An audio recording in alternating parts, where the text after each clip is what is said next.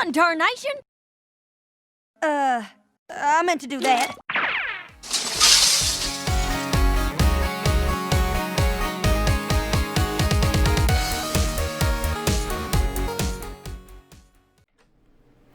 Howdy folks, this is Apple Geek, and we are up to My Little Pony Season 9, Episode 20.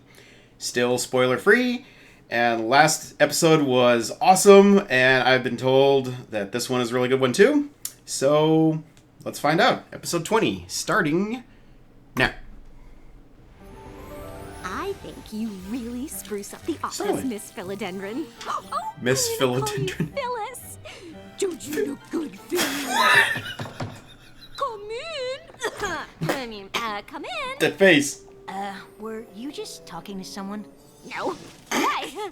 Starlight, I have something very important to discuss with you. If this is about leaving early yesterday, I didn't have any students on my schedule, and Trixie. This is was about taking over the a school. Emergency, which actually turned out to be nothing.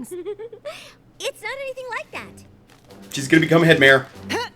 Twilight Sparkle, the Princess of Friendship, in light of her impending ascension to the throne of Equestria, and in anticipation of her many duties and responsibilities forthwith, does hereby intend to make good on her previous offer to you, Starlight Glimmer, of replacing her as head mare of the School of Friendship. Call I that. want you to take over the school when I move to Canterlot. I know. It's just so amazing. I'm a little. Do you think I'm really up for it? Of course you do. Starlight, For you every you're time you have to Twilighting. Run off and save Equestria, but I mean, yes, of course. Thank you. Womp. I can't think of any pony who'd be better for the job. No kidding. I'm a little nervous and excited. I'm mostly just nervous. I understand. Of course, I'll have a lot of important responsibilities as ruler of Equestria, but I'll always be available to help whenever you need.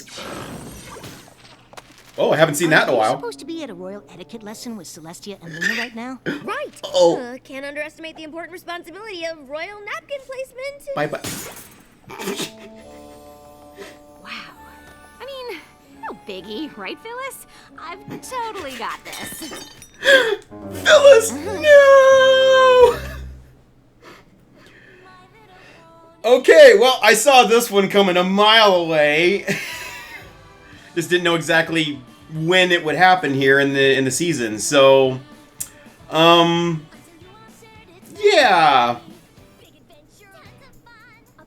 I'm not sure what to expect here, but it's going to be an interesting transition phase here, I think. I'm sure the students are going to be fully behind this. So, but I don't know. Let's see what kind of problems she deals with here. Oh, hi, Trixie. You know I'm nothing Should have but known glad that. You've been officially offered the position of head mare. Thanks. What do you want, But vice head I mare? can't help wondering if it's going to cut into our horse social shoe-in. schedule. What do you mean? Take now, for example. Instead of heading to the delightful lunch I had planned, we're striding with determination toward what I can only assume is Twilight's office. Obviously, our lunch is super important, but so is taking over the school. And the only pony who's really run the School of Friendship Is Discord the gonna pop in? Princess of Friendship. And I'm worried about doing it all alone. So I want to get as much advice from Twilight as I can while she's still here. But Twilight's Okay. never really done anything alone. She always has her friends. But that just gave me an idea.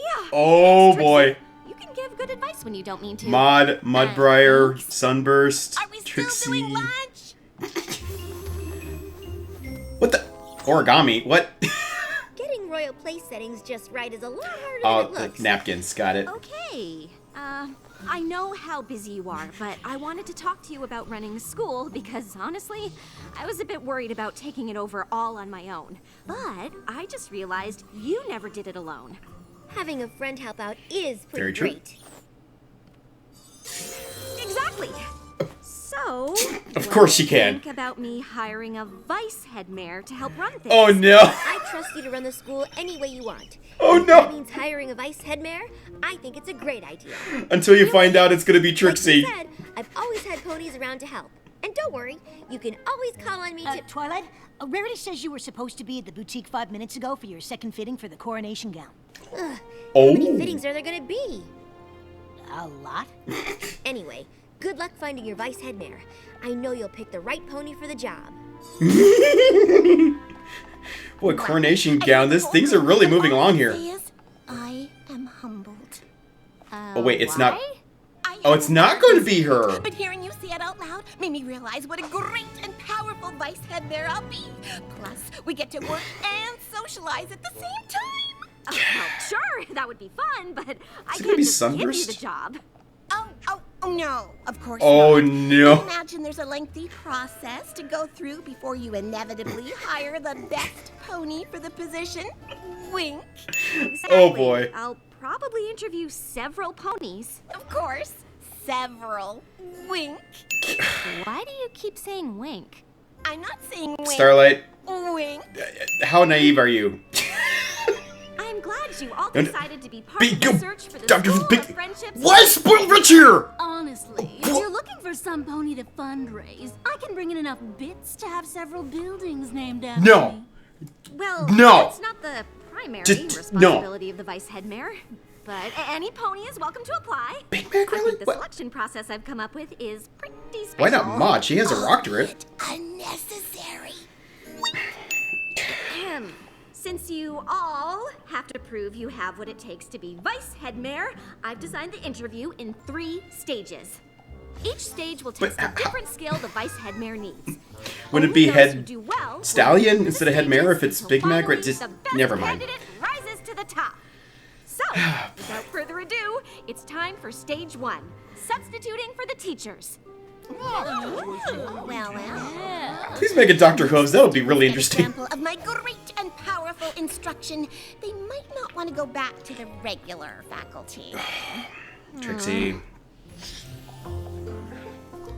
What the? Wow, that seam is so straight. You really learned how to sew from mending apple sacks on the farm? Yep. It's a man of many talents. Okay. Obviously, loyalty is the foundation of friendship and trust. But nothing gets more loyalty than a big stack of bits. This book on business will teach you all how to earn your own. Chapter Get that 1, Ferengi out of here. Equity.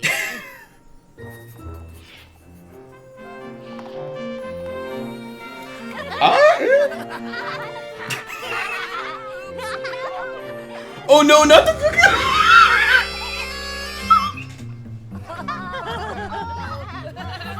Okay, she can adapt. Yeah.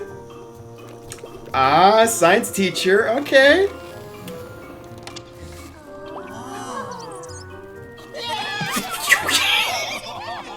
Not sure what the point of that was, but cool. In the pre-Equestria era, year 1322, Abraxius the Bull did what now? a bunch of boring stuff for a really long time. Okay. Pre-equestrian era. History's important, Interesting. But I never learned any of it, and look how I turned out. Yeah, really.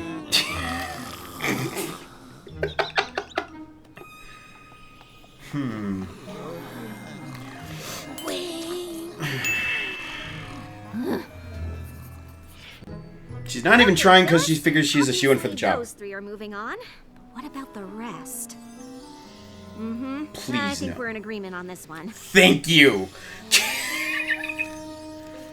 I know what you're gonna say, but it would be so much fun to have my vice head mare be a friend. No Just needs a nepotism. little more hoof holding than some of the others, but it could still work out, right? Starlight, I've given this a lot of thought, and even though I still believe naps are a valid use of class time, you'll be the one running the school. So if you say no naps, then no naps. And I know I can be a little stubborn and not the best listener, but just little? wait for us to tackle this job as a team. 2 great and powerful friends taking on the world. And I know you still have to go through all this interview stuff. Wink. But I just had to tell you how excited I am. Well, she's landed on thick. I told you it could work. Right. Oh. Oh, that's not a good sign. All right, What's the remaining next vice head mare candidates? test here? Welcome to stage 2. All of you are here because you performed well, or well enough, to face your next challenge: parent-teacher conferences. The vice head mare will need to be a Oh. master communicator. And I can't think of a better test of Well- that than meeting with our students and their parents or guardians. Master communicator is not. I look forward to sharing my love of science with both progeny and progenitor. Indeed. An orchestra is made up of different And parts, Big Mac is and just good gonna- communication is the key to harmony. Is, Yup. A yeah. lifetime on stage has taught me that Yup. good communication is essential to holding your audience's attention, which is why Trixie is also known as a great and powerful communicator. Sure, why not? And they're gone. Life at the School of Friendship is like a song. Oh, Big Mac is And although actually she speaking. started Okay. out singing her part pianissimo, Ocellus is now soloing fortissimo. That's good, right? Indeed. The science curriculum at the school is somewhat lacking, but Yona has taken to the subject like a yak to smashing. If fostered, I believe she could easily blaze a trail. That's the highest of compliments. Understanding of science itself. Yes, best. Yeah! Gallus is a fantastic student. He's even taught me a thing or two about napping. Is that why you're putting me to sleep? Excuse me? I don't know why I have to come to these things. Well, Ooh. most parents or guardians want to be involved in our students' lives. Maybe we should find a different representative from Griffinstone to be Gallus's guardian. Oh no. That'd be great. If you find one, let me know! I'm so confused. Oof. You're saying Silver Stream is exuberant Yup. and enthusiastic? And he's not gonna get Yup. any. But aren't those the wins. same? And are they good? I mean, you could be trying to tell me she's unfocused, but then you might just be explaining that you appreciate her high energy. Really? Nope. Yup. Maybe. There seems to be a lot of nuance here, and I just want to make Oh, sure poor I Big understand Mac. exactly what you're saying. So what are you saying? I don't know. Gallus doesn't need to know I'm proud of him, and he certainly doesn't need me trekking all the way to Ponyville. Good, because you're no longer welcome. Fine with me! Well, he's got Gabby secretly spying on everything apparently, so I don't know. I'm not sure, but we'll have one less conference to worry about next semester. I really appreciate your honesty, Big Mac, and you're right. Parents expect a lot of detailed communication when it comes to their kids. And if you aren't comfortable with that, Vice Head Mare probably isn't the job for you. Yeah, nope. Aww. Well, he's upfront and honest about it. I really respect that. I know why you wanted to see me. You- And you don't have to worry. Oh, good. It's thoughtful that you'd want to check in on me after my shocking confrontation with Grandpa Gruff. But never fear, I shall recover. Trixie, that's not exactly what I wanted to talk to you about. You can't get into a shouting match with parents or guardians. For the final stage of the interview process, you'll each have to put together a field trip. And if you really do want the job, Oh, I need yours no. to be exceptional. Because if I had to pick a vice head mare right now, it wouldn't be you. Oh, I see what you're doing. Trixie. Obviously, you're not going to give the job to some pony else, but you want to see my best. Well, message received. Wink. Trixie, The great and powerful Trixie is about to pull out all the stops. I hope you're ready for the most exceptional field trip to ever grace Unwanted this boop. school. is it wrong for me to think she might actually pull it off? More leaves falling. Don't answer Aw. that. I'm not sure who it's actually gonna be. Not looking forward to the performance? I know Octavia loves music, but a field trip to a classical music performance isn't my idea of an exciting time. Or oh, you might want to change that opinion.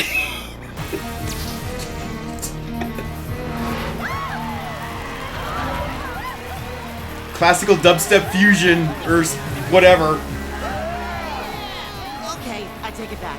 I heard we'd be arranging field trips. I knew right away I wanted to take you all to my lab. I can think of no Ooh. better trip than one through the quantum field. The wait, what now? I am referring to time travel. I've been working on a temporal transportation device. chair. This is either going to be awesome or fail horrifically. 5. Congratulations! You are now 5 seconds into the future. You see, we are all already... Who's next? That doesn't count. Now what? Oh, I hadn't actually thought that much beyond this. Yeah, it's going to be Octavia, I guess. Okay, what are you going to try? Other students, welcome to the greatest and most powerful field trip of your lives. Where are you and Sure. friends going? I am thrilled you asked, because today we're not doing a normal, old, boring field trip where you go somewhere. So, not field trip. Is it a napping field trip? I could have easily taken you to Froggy Bottom Bog, but we don't need to leave the comfort of the classroom for our field trip. Oh, no. I can bring the field trip to us. Oh, no. What?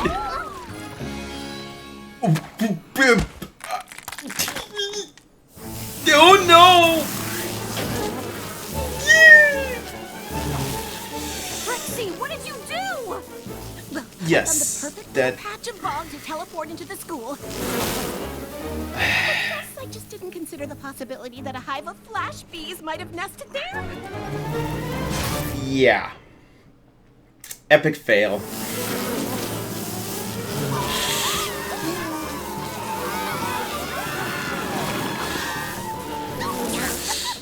Who told you bees to nest in my patch of field trip bog? Okay, what are... Trixie, go with the students. I'll handle this. I was only trying to give them an exceptional field trip experience, which you have to admit I did. Not in the way that you intended. Whoa, what just Starlight? happened? Hey there. So, they're gone? Yes. Nice teamwork, am I right? Are you kidding? I don't know what team you're on, but it isn't mine. This was a disaster. It was dangerous. I think the words you're looking She for is are good peeved. and powerful. It wasn't even acceptable! You went from not taking it seriously to blowing things so out of proportion you put every creature in danger. And I wanted to work with a friend so much, I ignored the fact that you would never be right for the job. I'm confused. What are you saying? I'm saying you'll never be vice head mare. But I thought you created the position for me. Why would you think that? I created the position because I need help. But I can't think of any way that you would ever help me. Twilight's friends always helped her. Oh, that's because Twilight's friends are competent. They care about what they're doing, and they know how to do it. Oh! Well, I guess I won't take up any more of your time, Headmare Starlight. Oh! Ouch! Starlight? I just thought I'd check in to see how the search for a vice headmare was going. Ow! A lot better now. Well, that was a quick fix. Okay. I really wanted it to be a friend, so I ended up pushing aside some pretty big signs that it wasn't gonna work out. Not every pony is right for every job, but every pony has something to contribute. The trick is figuring out what. What if you and your friend can't figure it out? She's If gonna you use have a all of job them to do, for you different have to tasks. decide what's best and be upfront and honest, even if that means you can't work with a friend on it. So, I guess that means talking to them at the beginning, instead of stringing them along until you get so frustrated you totally lose it and say a bunch of really awful things? Yep, pretty much.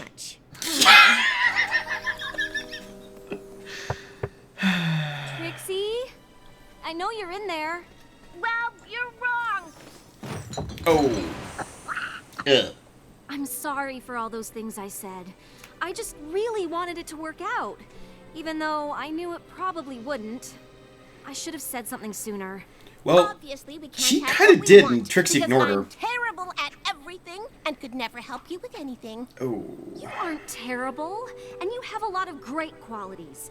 Maybe not vice headmare qualities, but great and powerful friend qualities. This is true. That is Well, true. You really stand by the ponies you care about. Gallus even said no creatures ever stuck up for him the way you did with Grandpa Gruff.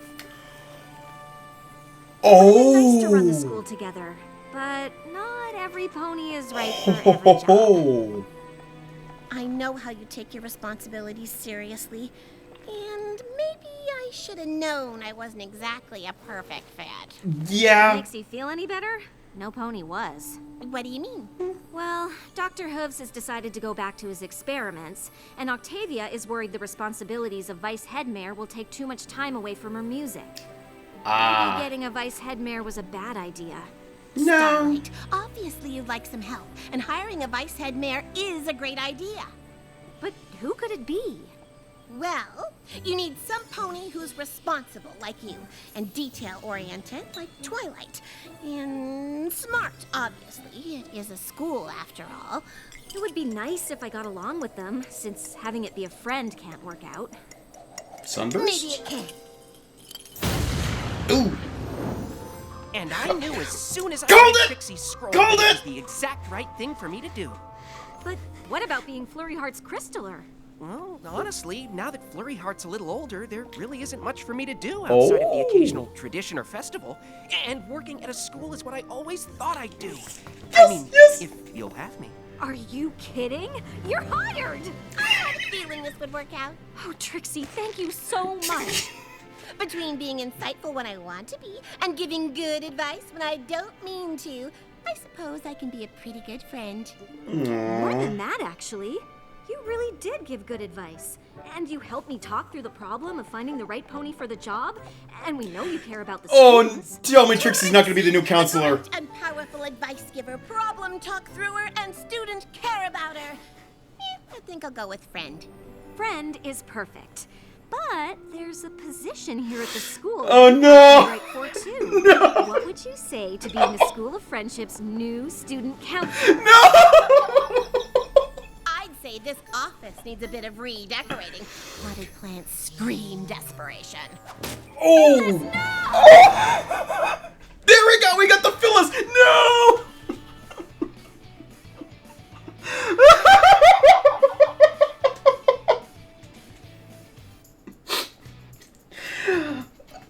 Oh my...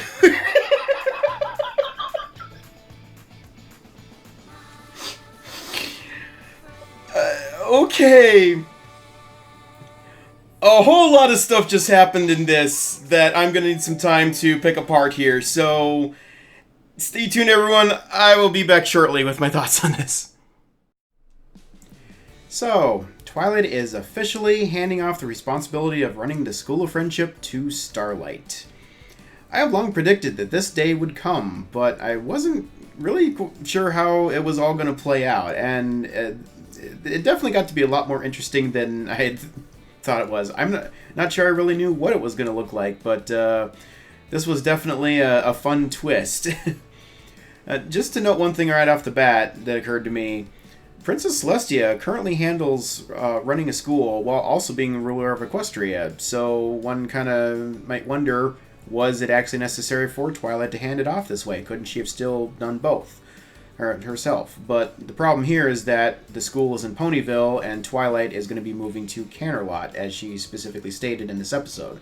So obviously the distance is a factor here. You know, bouncing back and forth all the time, even though she can teleport and stuff, it is a bit much, especially as she needs time to get acclimated to the role of ruling Equestria before she gets burdened with too much extra stuff. So, really does make sense. And also, nothing's really been said about this yet, and it didn't even really occur to me until just after I watched this episode, but I have to wonder if Celestia will also be giving up being head mare of her school when she retires. It's entirely possible that Twilight will inherit that responsibility as well, running the school for gifted unicorns, which means she definitely would not have time to run two schools and also be ruler of Equestria. So, again, it all kind of makes sense. And it always just made sense to me that Starlight would be the one to eventually take over as head mare. Just, you know, the way she seemed to be getting groomed for the job, being the counselor and all, it just was a good fit. And, you know, she's learned a lot of tough lessons during her time as the school counselor. And I think that she's proven many times over that, you know, and how she's grown and learned from her mistakes, that she has what it takes to handle this new responsibility. She clearly cares deeply about all the students, to the point where she didn't even want to take a break from being available to them, which of course led to some issues back in student council earlier this season. But of course there she learned that she just needs to have some better time management so as to treat all the students fairly and still have a life of her own. Definitely a very important lesson to learn ahead of becoming head mare. And another thing that occurred to me is that her confidence as a leader seems to have fully returned now. Following the events of Season 5, Starlight struggled a lot with her self-confidence and not wanting to be put into any kind of position of authority for fear that she would mess things up in a similar manner as she did back in our town. A perfect example of that was when she was invited back to that town for a celebration and was being pressured to make some event planning decisions for them, and she kind of freaked out a little bit there. Also, she got a taste of actually being in charge of the school once before, but Discord ended up making things difficult for her, and as we all know, she kind of lost her cool there for a little bit. So, there's definitely been some challenges for her along the way in terms of being put back into positions of authority and regaining the confidence to handle herself properly in that role. But over the course of time, she's grown a lot while making friends and working as the school counselor and everything. And in this episode, aside from a brief display of nervousness right at the beginning where the transition was officially announced, Starlight just took it in stride and began working to prepare herself for the role. She immediately realized that she would need some help, and thus began the task of interviewing potential candidates for the role of vice head mare. And the tests she presented to the candidates were really solid too. All great tests to see exactly how they would perform in the various duties that the role would require. Quite frankly, she's already handling herself just as a head mare should, for the most part. The only mistake she made in this case was her willingness to string Trixie along for as long as she did, while kind of ignoring the obvious signs that it was a bad idea. Now, I do have to point out right away that both Trixie and Starlight were at fault here in their own ways. Trixie clearly still has an ego problem, and she somehow got it into her head when she heard about the vice head mare position that Starlight had created it specifically for her. Throughout the entire process, she just kept doing her little, or rather not so little, winks, and basically just assumed that she had the job in the bag and didn't really need to try all that hard to prove herself. And it's not as if Starlight never gave her any hints otherwise. Starlight said right at the beginning that she can't just give Trixie the job, and that she would need to interview several candidates for the position to make sure that she found the right one. Also, before the final test, Starlight told Trixie that her performance in that last test would need to be exceptional, because if she had to pick someone right at that moment, it definitely would not be Trixie. And even after that, Trixie still just thought this was a matter of Starlight just kind of playing the game, so to speak. Basically, Trixie was, mentally speaking, so far down the path of already thinking that she had the job in the bag that she couldn't even fathom the possibility of not getting it, and turned a blind eye and a deaf ear to anything that Starlight was trying to tell her. I get the feeling that at that point, Starlight could have gone so far as to just tell her point blank that Trixie is out of the running entirely, and it still would not have registered with her. Her refusal to listen to Starlight was... Her refusal to listen to what Starlight was telling her was entirely her own fault. And also, I have to point out, Trixie allowing the students to be... Well, first of all, to just be sleeping in class was not good, but especially to be attacked by the shock bees that way was a pretty big deal. I do think she meant well with what she was attempting, but it definitely was incredibly reckless and short-sighted on her part. So, yeah, definitely some issues there. On the flip side, Starlight should have seen the problem right off the bat, with Trixie coming in and telling her that she humbly accepts the position, a position that hadn't even been offered yet. Now, of course, like I had just mentioned, she did tell Trixie right away that she can't just give her the job.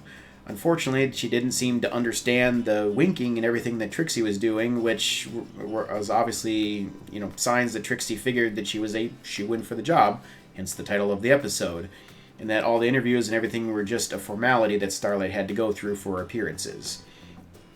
Now, Starlight isn't stupid, and she really should have been able to pick up on what Trixie was hinting at there, so I feel like Starlight isn't really off the hook just by way of being naive. She really should have known better. But then after the first test, it was clear that she felt that Trixie was a huge letdown, given that she was literally sleeping in class and allowing the students to do the same. Something that's incredibly irresponsible for any kind of a school setting. And she probably wanted to drop Trixie from consideration right then and there, but her wanting her best friend to be working with her side by side kind of tainted her judgment on that matter. At least after the second test, where she was again let down, she did warn Trixie that she would have to do much better to have any chance at all of staying in the running, but she still allowed Trixie to compete in that final test, which she really should not have done at that point. Because, quite honestly, Trixie had not earned it at all. So, really, both of them were at fault. It's honestly kind of hard for me to figure out who was more in the wrong or if they were equally responsible.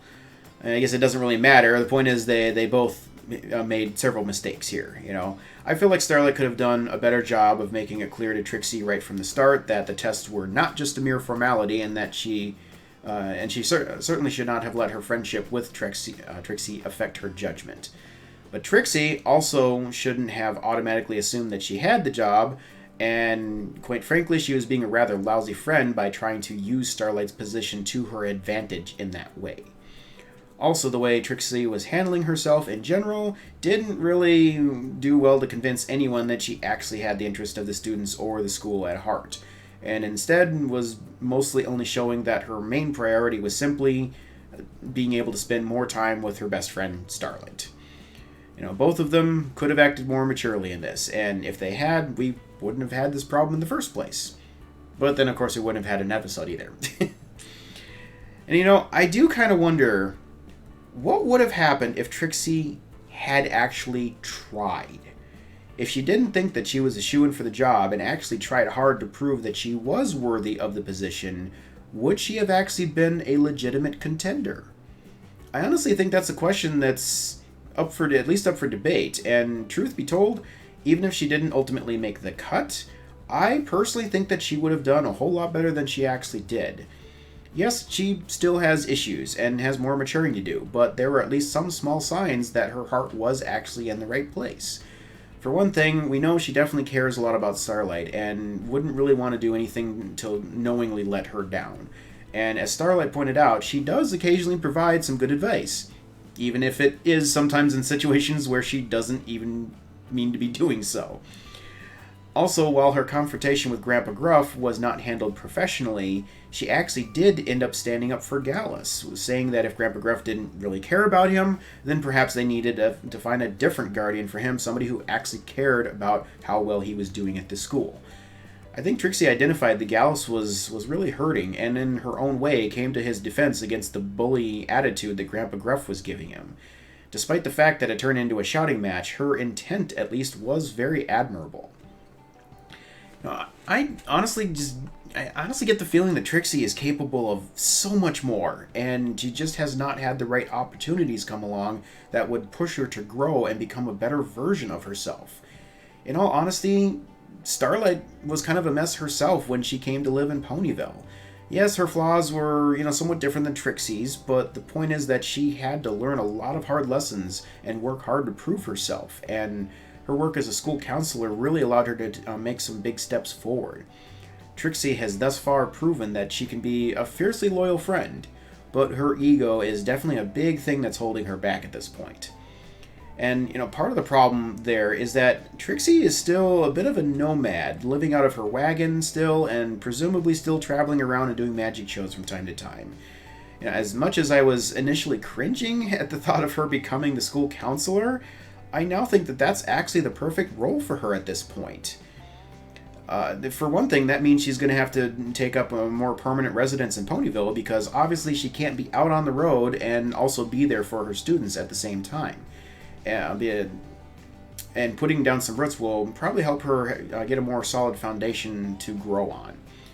Also, there's the fact that she and Starlight will actually be able to spend more time together since they'll be working together in some capacity, so Starlight should have more opportunities to help coach and guide her. And finally, while I expect that she'll probably get off to a bit of a rough start as counselor, I think that she will be personally challenged by the role, probably in ways that she never really even imagined, and she'll end up growing and maturing much the same way that Starlight did. It's it's honestly too bad that we'll never really have time to see how this plays out, but regardless, I really think Trixie is on the right path at this point, and I'm confident that she will continue to grow and mature in this new role. Now, just to loop back around to a bit of a secondary story thread I touched on just a bit ago, it was rather disheartening to see Grandpa Gruff still acting like such a big bully and making Gallus feel so worthless in that parent-teacher conference. I just spoke in the last episode about how it seems like he secretly does actually care because he's having Gabby, keep tabs on Gallus all the time for him and stuff. But for whatever reason, he won't allow himself to reveal this publicly. I get the feeling that it's either just a bad habit that he's having a hard time breaking, or perhaps an actual cultural blocker of some kind where, if he starts to show that he cares about others, maybe he'll be viewed by the other Griffins as a weakling and will lose street cred or some such thing. Again, I really wish we had seen some sort of a cultural shift among the Griffins by this point, because, man, they're really missing out on a lot of good times here by staying so grumpy and mean and self-absorbed. Maybe we'll see a change here right at the end of the season or something. Really hoping for the sake of Gabby and Gallus and, the few good Griffins that there are, I'd really love to see, their friends and families start to come around here. But, if not, or nice to see them get some more friends among their own kind, let's put it that way. But, if it doesn't go that far before things wrap up, I guess there's always a possibility of fanfics to keep the stories going. So, but anyway, regarding the candidates for Vice Head Mare or Head Stallion or whatever we're going to call the position, it was a rather interesting assortment of ponies here. Right out of the gate, I thought it was going to be characters like Sunburst, Maud, maybe even Discord making another appearance, since he did really want to be Vice Head Mare when Starlight was temporarily put in charge of the school a while back. But in retrospect, we already had enough nepotism issues going on here, is that if Starlight had only interviewed individuals close to her, then she really would have been guilty of nepotism. So it honestly was a good idea to have a wide range of individuals who she didn't necessarily have close ties to. I'm honestly not sure why Spoiled Rich was there, of all ponies. But if I had to hazard a guess, she was probably seeking a position of authority or prestige within the community to just, further her high society image and whatnot. Thankfully, she got eliminated right away. Dr. Hooves finally got, I think, an official name drop in the canon episode. I do admit I just realized I failed to go back and actually do some research. He might have been named back in Slice of Life. I honestly don't recall, so if he was, I apologize, but to my knowledge, he had not been officially named in a canon episode, and he has, various names floating around. Some called him Dr. Hooves, some called him Time Turner. It's fun to finally just, get a name drop for him like that. But anyway, unfortunately, he didn't really seem to have much to contribute, as both his science lesson and his lab field science lesson, if you can call it that. This is more of a Rube Goldberg machine than any kind of actual scientific experiment. But anyway, that and his lab trip were both kind of a bit disappointing. And, I really do have to wonder just what was going through Starlight's mind when he mentioned that he was about to demonstrate time travel after what she did back in Season 5. She's probably like, please, no, let's not do this again. But, still it's fun to see him again and the lab. It's a nice little callback to Slice of Life. And Octavia's performance with DJ Pone 3 was also a fun little Slice of Life callback. And it was a lot of fun watching Gallus's eyes just light up in probably much the same way as all the fans watching this episode. Big Mac was a curious one, though, because I don't recall him ever really having any career aspirations beyond working at Sweet Apple Acres. I suppose it could have been some sort of a secret dream of his, as we all tend to have those, but it just kind of came out of nowhere. Plus, one has to wonder what would have happened to Sweet Apple Acres if he had actually gotten this job. Now, granted, Applejack seems to manage juggling the two jobs just fine, you know, working on the farm and also being a professor at the school. But if they were both doing it, I can't help but feel like the farm might have started to suffer a bit from, you know, the lack of manpower, pony power, horsepower, whatever term you want to use. You know, especially during busy seasons like harvest and whatever, you can't really split your focus like that. But still, I'm happy to see that he's trying new things, and I honestly had no idea he was capable of sewing like that, so that was really cool to see. And that part actually did really make sense, given all the skills required to operate a small family farm. You know, farmers quite often have quite a wide range of talents and learned skills both, and you know, they tend to not really get a whole lot of credit for this, so I appreciate some acknowledgement of this in the show, especially after a certain past episode that didn't exactly paint farm life very accurately. I think you know the one I'm talking about.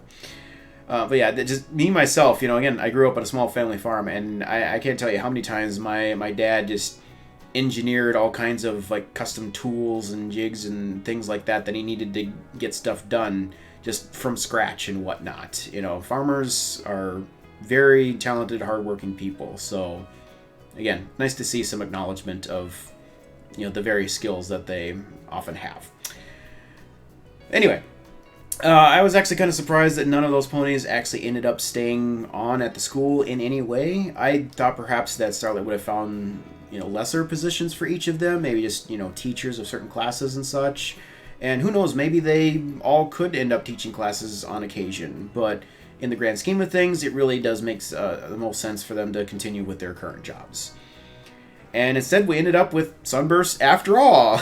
Right at the beginning, I thought that he was the perfect candidate for the role, because he's clearly quite knowledgeable, especially for what we saw in his trivia performance. And he's always been really good at sharing his knowledge with others in beneficial ways, which obviously means he would be great as a teacher. You know, he's also a reasonably good communicator, and although I don't know what his idea of a field trip would be like, you know, probably a trip to the Crystal Empire or something, you know, I'm sure he can pull that off too. In any case, in the end, Starlight ended up being able to assemble a small team of her closest friends to help advise and guide her. And not just because they are her friends, but because they are the right ponies for the job, which honestly was the case with the main six as well. And, you know, even though we aren't going to get any time really to see how this all plays out, I'm sure that the school will continue to thrive under this new management. And of course, even without Twilight, I'm pretty sure the rest of the main six will continue to teach there as well. So I really think they got it covered. I think the future at that school is pretty bright. So yeah, that's all I've got on this one. A lot going on in this episode, but a lot of fun stuff and a lot of good lessons learned. I feel like all the way around.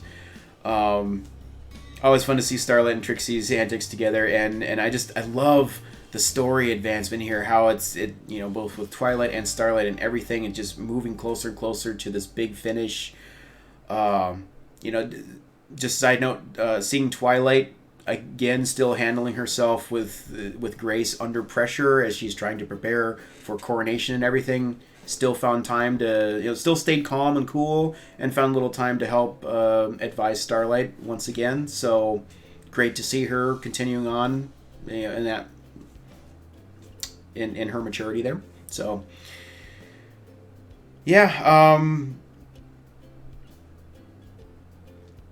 I had a train of thought, it just derailed, but anyway, great episode. Can't wait to see what the next ones bring. And my close friends have been really starting to hype me big time on the next couple episodes. So can't wait to get to those soon and see what kind of fun things are going to happen before the big finale here. So for now, I got to wrap this up. So thanks again for watching, everyone. And I will see you again soon for another reaction.